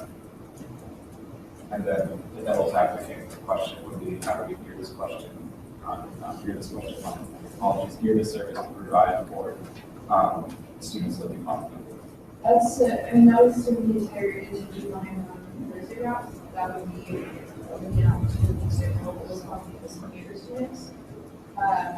As far as someday going out the education was to serve the resident students, so it's not necessarily something that we want to change to serve off-campus students. I think those generally have other opportunities to do those places. Or we would continue to utilize it and provide for them. But as far as the money for Thursday route, that's sort of our biggest concern with some of those services, finding ways to best service the best serves. We're gonna have Senator Hernandez and Senator Stratford, and then that's gonna be it for right now. We can continue this conversation later. I will say that also Costco does have a pharmacy, and I was told that the pharmacy would have to be a Costco member in order to use that pharmacy, and it's actually a lot cheaper than CVS, which is down here. And what was that? You said that the card is getting I called the pharmacy and they said that you don't need to be a member. Which they're going and to check at the door. So, I mean, I was on the bridge plan because my insurance isn't covered in Arizona, unfortunately. So my medication was $80 at CVS here, but then if I went to Costco, it was like $15. It's just generic. Yeah, so I ended up going to Costco, but it was really late in the night. I was kind of scared to take the light rail. I could go with different people. So I took a lift. And I went there with a lift and then came back on an Uber. So this service is available. I will use it. I know it will not run late though, of course. But I will use the service. And I'm just speaking as a student, not for all the students, because we don't really know if they will or not. I'm probably gonna get a lot of hate for this, but I'm gonna reference back to a point when we had to start to have this discussion. The point of this trolley is for convenience, not safety. So the reason why we're talking about these safety talks now is kind of invalid and redundant and counterintuitive to the points that we were making when we were starting this topic on this safety trolley. Not safety trolley, for the Sun Devil Express. Because I know when we were mentioning it before, it was, I'm not saying that safety is not important to our students, but it's not the purpose of this. It's something we all agreed on, that it's about convenience, not safety. So we're gonna end with that. If you guys have anything that you really want to say, you can address those in your final statements. That's there as an option for you guys. But I just wanted to keep the meeting moving because I know some other it wasn't out of disrespect. But so we're gonna move on to Senate Resolution 6, and I'm gonna say right up front that we will not be voting on this today. So we're clear, the discussion is we need to have a discussion, but we should table it at the end. Yes. Okay. Because it wasn't on the website along with the other resolutions. So, and seeing as we haven't looked at this before, we shouldn't be voting on it without that. So, we can still discuss though if you guys would like that. So, this is another piece of legislation that did not make it onto the agenda. Went on to the agenda onto the website, I'm sorry. But we luckily have an expert in my letter right here who's actually studying this stuff. We have the information from the University of Arizona. So you can discuss the concept and the theory, but we cannot discuss the legislation even if you bring it up. Because the legislation is not concrete. Unfortunately, when we don't have legislation, including other pieces of legislation, like this general note, like Senate Resolution 5, ticketing is no longer on the still is not on the website. Then we have problems with basically taking taxes without allowing students the ability to discuss. And unfortunately, as we are discussing such a thing, it would be inappropriate to talk about a bill that's already in motion because the company has no ability to see it or access it. Thank you. Okay, so seeing as we cannot actually discuss the Senate resolution, I still am going to give the floor to Riley so that she can discuss the concept. It's not a specific point on the agenda, but I'm going to use this opportunity to let her speak about it. Hi guys. Oh, sorry. You guys probably got my email sent out on Wednesday. It included the bill. It's like online, but yeah, it included the bill. So if you get a chance to read over that, you'll get kind of the gist of it. Basically, the concept is EMT, or yeah, EMT without MIC. So that's just USGD created their support for that. So if you have any questions, I've been researching it a little bit. I'm not going to go into detail now because it's really just a concept right now, but you can email me, ask me now. Doesn't matter. Marianne's going to be doing the sponsorship of it, so either of us will be able to answer your questions.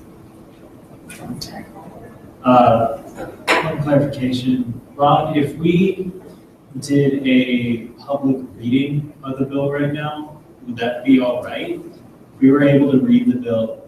No.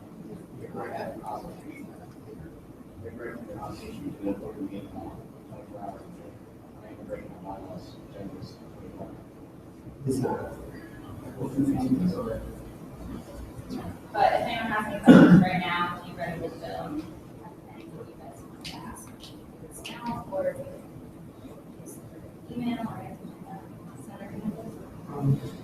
Motion to table Senate Resolution 6 next week.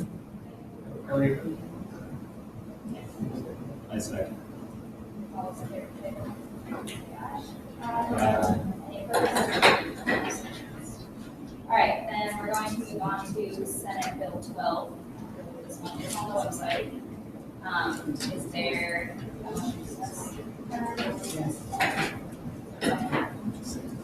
All right.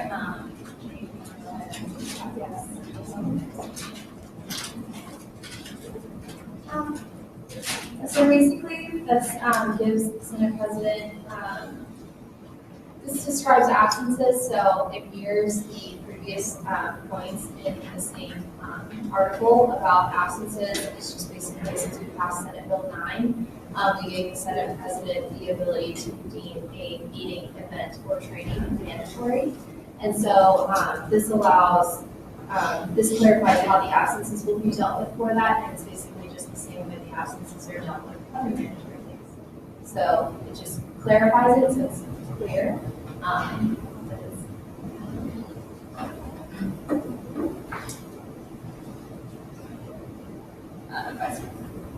So it says being enacted in section E is about to read. I would assume that you matched one of these two, but we have two reference points, Article 2.3 and Article 2.2. Which of these is involved?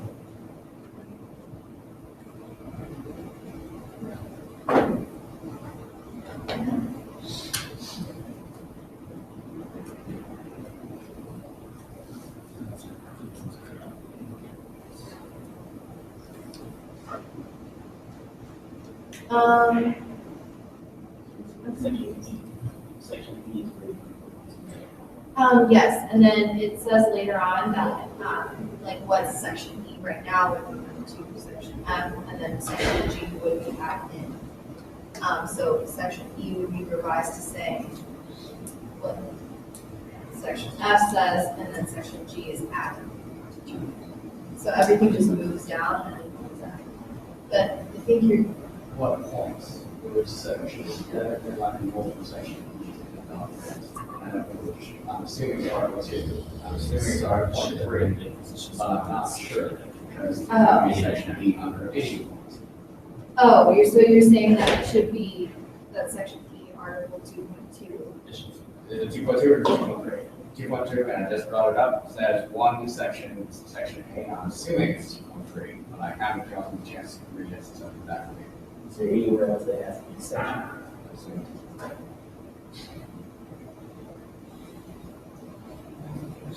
Nothing more than 2, but that's fine. It might be good, but it's just better for the EC. Yeah, there's multiple E's in the actual document.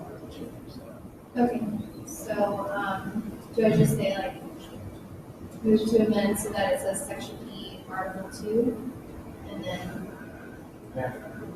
section F, Article 2, section G, Article 2. Yeah, that'll be good. We put 2.3 over there.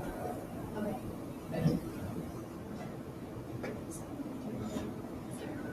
I move to amend Senate Bill 12 to read section E, Article 2.2, section F, Article 2.2, section 2.3, sorry. Yeah, okay. Second. Okay, all those in favor of amending Senate Bill 12 to read section 2.3 after the E that Gio mentioned, please say aye. Aye. Any opposed? Any abstentions? Okay, that is amended.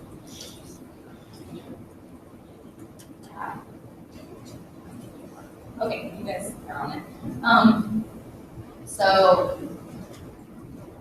just make sure that there are commas on each side and that's formatted correctly. With these changes, is there any other discussion to the bill that you guys would like to add this time? Move to vote. Okay. All those in favor of approving Senate Bill 12, please raise your hand and say aye. Aye.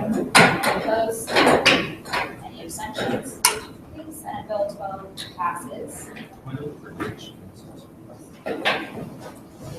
Okay, so for these next points, these are just things that we kind of discussed at the president's meeting this week and thought that we should address with the Senate because you guys do have biggest connection with the students. We're not trying to take any formal stance. We're not saying yes to anything. We're not saying no to anything. It's just a discussion to keep your guys' eyes open and your ears open for information on this subject, what your constituents are kind of, if there's anything that's been discussed. If not, that's perfectly fine as well. Just trying to get a gauge on what's going on. So first is the stances about the actions taken at the zoo. If there's a motion to discuss. So just kind of not free conversation, obviously reference back to me, but this is just the time for you guys to talk about anything that you may have seen or heard. If nothing, that's fine too. Yes, that's everything. So far, I haven't heard anything for constituents. Right. I'm on to this a lot. There was or demonstration in support of actions like this on campus, and really that's kind of people who need response I've seen. I haven't heard anyone speaking out particularly in that unless it's on social media. People be sharing stories about it, like articles that have been published and things like that. We kind of had a discussion about that, but I haven't really heard anyone outspoken. And anybody who was able can correct me if I'm wrong. But this was talked about, not in super great detail, during our dinner and other times when the student councils met, student governments, met. But from my understanding, at least from an ASU standpoint, is that we're all trying to take the same stance on the issue. So basically, we wanted to have a discussion just to get the pulse of each university. So it wasn't us, depending on the kind of discussions that did arise from that, we could have then decided we may take a stance, but we actually weren't going to make any decisions because they all would actually be given back to our Senate. Because we wouldn't, as tiers of the executive board, we had decided that the students felt that way, we would have to bring it back to you. So it's more just kind of trying to get a pulse on the universities and see how things are going as far as if students are responding to the zoo, if they're asking for the student government to respond, anything like that. Other than that, I haven't heard. Cool. So the only thing I want to mention is that Dr. Crow is really keeping this ear to the ground. He really does care about this. He pulled Isaac and I aside. He really pulled all the presidents aside. They were there. So he is really checking in with the students to see how they feel. And so I just encourage you, if you have any students that are very curious about the ASU response and want to hear from the administration, I know that they're more than welcome to talk with students. So if you hear that, feel free to connect with me and then I can connect with the administration. So seeing as there's kind of not like an overwhelming response from downtown students right now, just again, make sure you guys keep your eyes and ears open for this as we move forward. So then we can move on to discussion about the Syrian refugee protest at the council. Is there a motion to discuss? Okay, so this is kind of the same thing as the previous one. This one may affect us more because it is at the Capitol and we are the campus closest.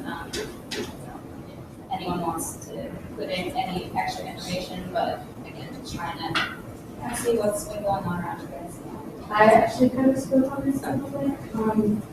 I kind of have like personal biases because my parents were actually born refugees, so I kind of know a little bit. I feel more strongly about my stance on this situation, and I know a lot of students have been talking about it, whether it is for or against a lot of stuff on social media, a lot of talk politically. So I understand if this, I feel like this topic is a lot more talked about than other groups. So At least from my social circle and the students that I've seen, it's been, like I said, on both spectrums. Through having to be ASU alums or just students, it is a pretty talked about issue right now. And my only main concern is that even if we do try to act on this, from those people who do share those articles and talk about it online, how many of those would actually show up to a rally and do something? That's my only issue. Yes. And I'm not a senator, but So I understand. I understand like why we're discussing this and that it is a very important topic and the capital is so close, but I don't really know if it's our place to make assumptions or state an opinion just because it is such a controversial topic. So I think it's important for us to be informed and know what's happening. I don't think it's really our place to make any decisions on that. Yeah, we're actually not asking right now for any sort of, it's not a resolution and we support or don't support anything. A lot of it is trying to check in and see the pulse of the students. Like, is this something the students are really reacting to strongly? Is it something that we're asking the student government to react to? We want to at least respond to those individual students. Is it something that the students aren't really reacting to right now? But no, I think you also make it very clear. Yes. Do you guys know of any different student governments statewide if they are taking this stand? Doesn't NAU doing something about it? It is unknown whether or not student governments from the other locations are taking a stance. Your friends such as Tempe have just been very vocal about social issues and social issues for the but not this one in particular. The Vice President of Services is in our circles was also interested in basically working with this director within Changemaker who was supposed to be working on this, and a student for Syria who apparently was working with this. Most of them, once again, from the Tempe location. It is unknown for who they or any you did not see any communications. What you're referring to is that NAU's doing courses. Courses is not, anti-Islamophobia. Basically, we're not so much refugees to try and get that hate out there. So to say that's not the best term for it, I'm talking about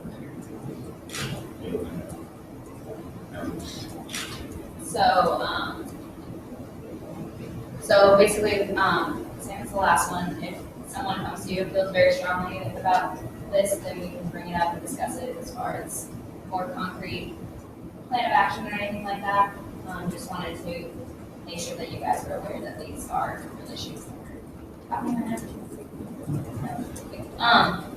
Then with that, we are going to move on if everyone is okay.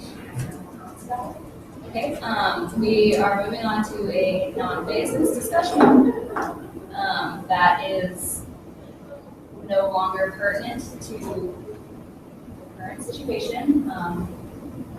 That senator has unfortunately chosen to resign, so there's no real need for this. We'll still have to address it.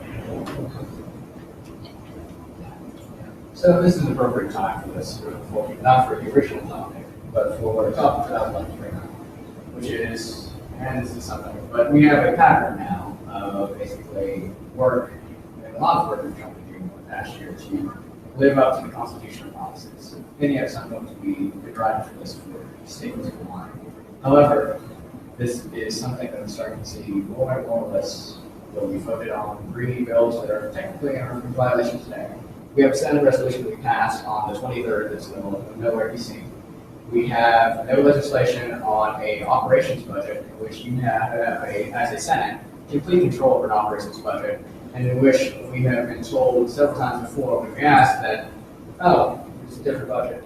And so that interpretation question didn't come up, even though we're trying to get that Senate bill up here to actually tell you guys that you have that control. And that technically, what we've been doing with the operations budget is my constitutional letter law, if you want to pull it out to the Supreme Court, illegal. Now, we have different ways to solve all these problems, but we have not taken actions to do it.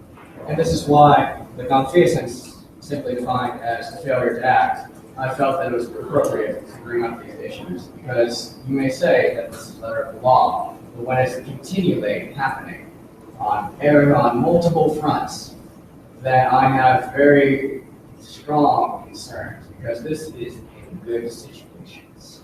This is with stupid little small mistakes. But the thing is, you can't enforce the rules because the rules are being broken every other, when you look in different directions. And when you basically have instances where people actually start trying to take advantage of such a thing, you're in trouble. So I I would still love to have my name on those three pieces of legislation that we legally passed today. And I would love to have had that opportunity to keep on going. But the fact is, whatever happens to this, which is your choices, let's not have this happen. Because it's very scary for me to see how many different things have happened over multiple weeks. And that is why I'm going to the letter of the law. I do totally agree with what like you are bringing up. However, I'm not a public policy major, and it's really hard. I get that, like I should know that, like the back of my hand, but it's really hard for me. I'm not speaking for everybody, for at least me myself, to like know every single technicality of the way like policy works, just because that's not like my specialty. So I think it'd be really helpful to like maybe we could like work together to like do like policy drills even where it's like literally like flashcards and like stuff, so that way like, you know, I think we all want to be more kind of like versed in all of this knowledge so that like we can operate, you know, the right way. I don't think it's out of like malicious intent. We just like we honestly don't know. But I do. I just want to completely back what Austin just said, and I'm also in that position, so it's not just him. I read over all of the policy emails, and you know, I look to the bylaws. But like, you know, I review them, and we're in DevOps, and we talk about it. And even though these mistakes are happening, like Austin said, they're not malicious. We're not out to do some horrible deed. And I mean, flashcards could help.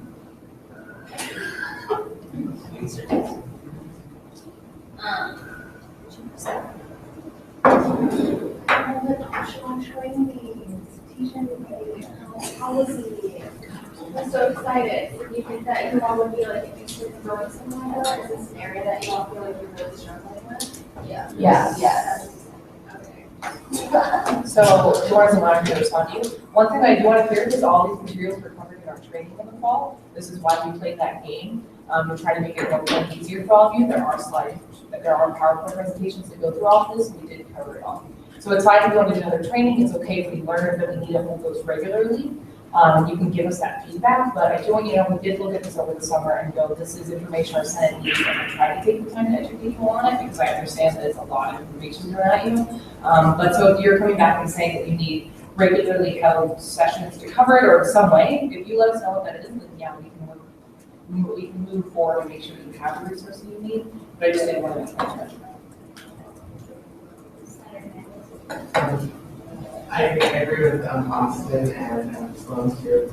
But I'm a PSPD major, so like policy is kind of like what I'm going into. As of now, I don't like, I'm not really educated about the topic, but I do think this is a good, the workshops and the training and stuff like that is a good idea for us. We are making so many mistakes, as Ryan is saying, and some of our, you know, going under some bylaws and just basically countering each other. Some people lose, but they're just silly things that we should just be overlooking. We should be educated on these things. So I do think that a training should be held for us, even though it was in the summer trainings and stuff that you guys, I think it's needed again. I just want to find confidence everyone basically said. I was just going to say that I think that it's our responsibility when we start in these positions that we're going to know that when we went through those mandatory trainings. So if you ever feel like you didn't know it, it's all in the drive, so it's very easy to access. So I just think that we need to hold ourselves to a higher standard because we did have the tools to know it. No, you can, I don't want to start a debate right now. Me and Brian kind of know each other's things on this one, but I'm not. So really quick, just to take you back to the Angie, these trainings can be like available to you, but I'm not a senator, and so I don't exactly know what you all are struggling with, so if you getting confusing or you're not understanding things, like that's part of my job is to make sure that you all are educated in areas that you need to be. So definitely reach out in the future and future times. I think that, I think it's earlier on, but I think the silly mistakes aren't the problem we're having. I think it's the fact that we go and we don't correct those silly mistakes. Like today with the legislation that got passed a little bit late. That was a silly mistake. You had the opportunity to be like, hey, let's go back to bylaws and go, oh, we shouldn't have. But we just went ahead and looked past that. We don't look back at what we told ourselves on. So I think that's the issue. Yeah, that's wrong. But, you know,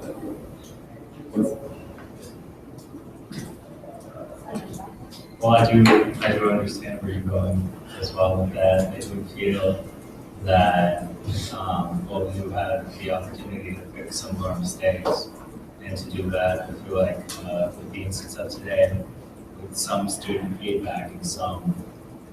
Of course, I'm not saying that we totally not obey any of the bylaws and any of the rules ever.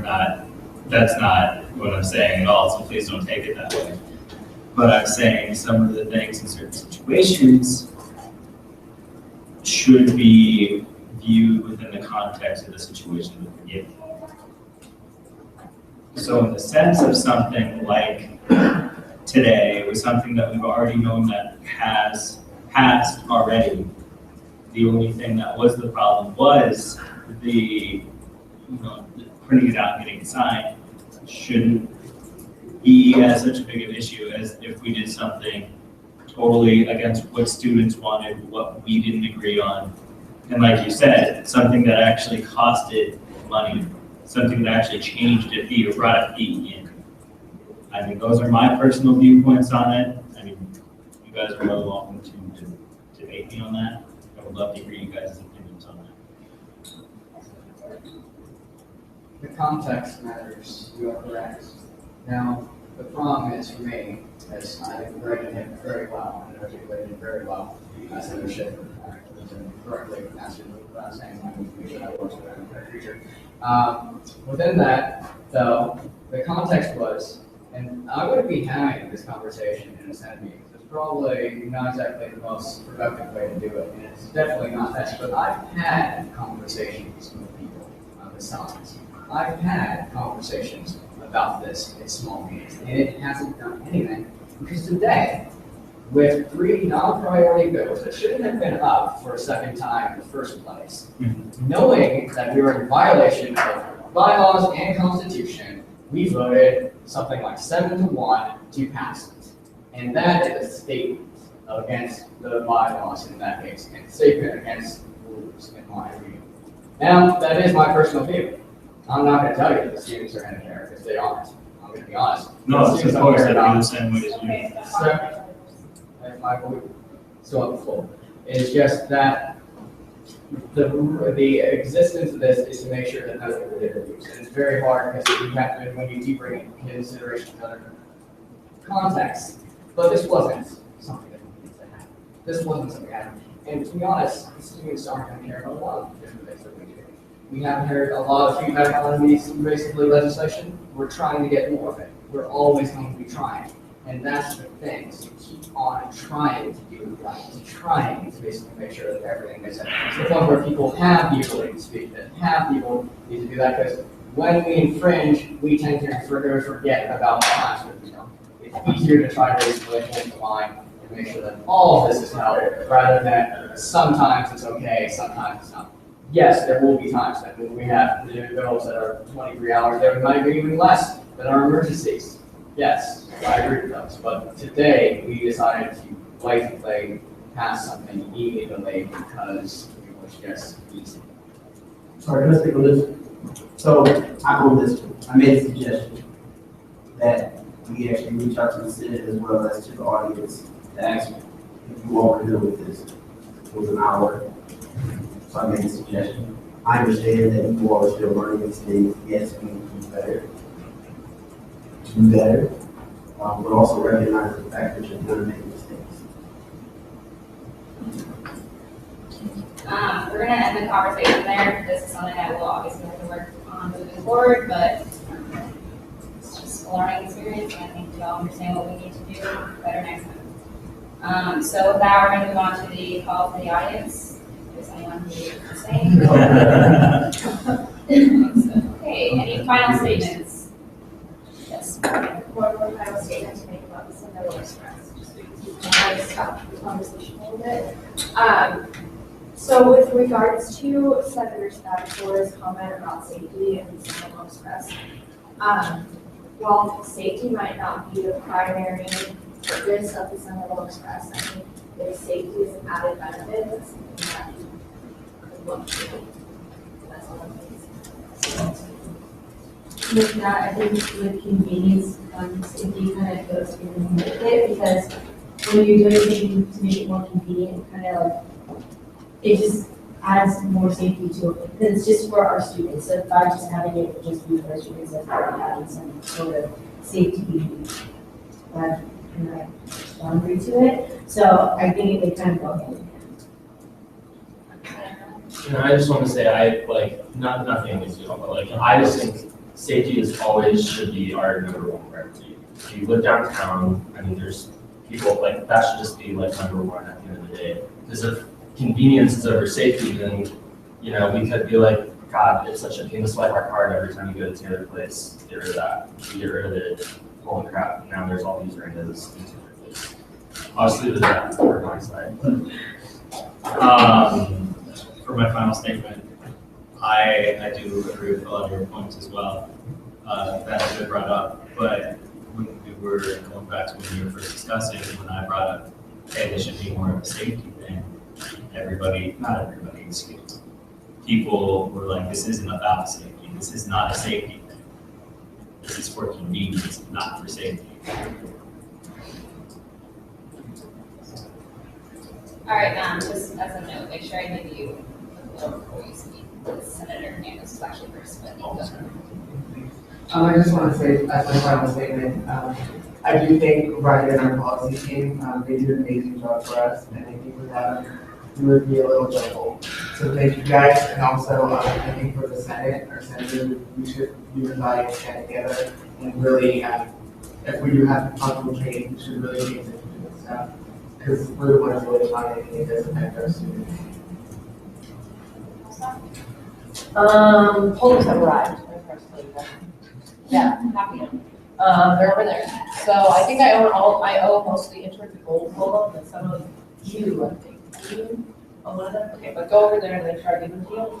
Then there was another update that I apologize, I forgot. We are partnering with Downtown Service Devils to actually have them help give us more student feedback, because sometimes we, feel like we don't, it's hard for us to get kind of quick and large student feedback. And so they have, I'm actually growing physical membership as well as they have a lot of email lists.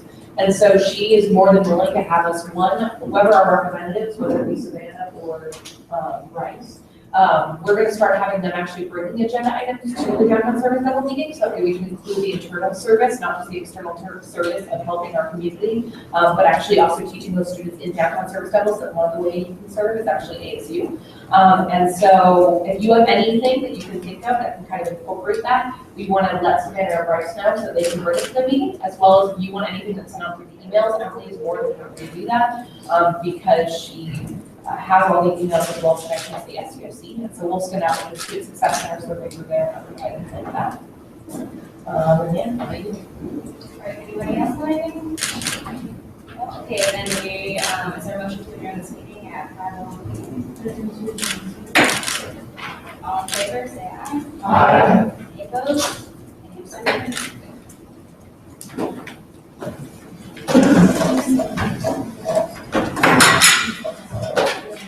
You're going to cheat.